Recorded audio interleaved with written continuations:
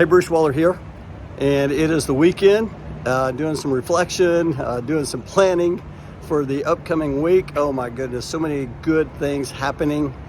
And I had a couple people ask me over the last week, hey Bruce, I'm trying to find my lane, like how did you do it? Or, what are some things that I can do to find my lane? And I thought I would release my top 10 on my blog this week. Go to brucewaller.com/blog. And would love for you to subscribe to Move to Inspire. But here are 3 of the things that I'm going to post tomorrow. The first thing I did to find my lane was I made the decision.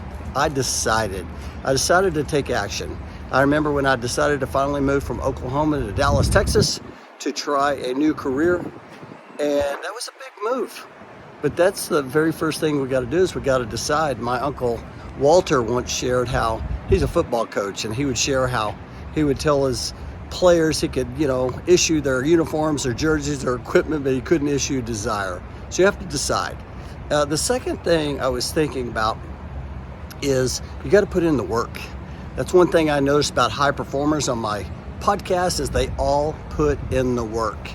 And I remember early on, I'm working early hours and I'm working late at night. And hey, sometimes I still do, but you got to put in the work.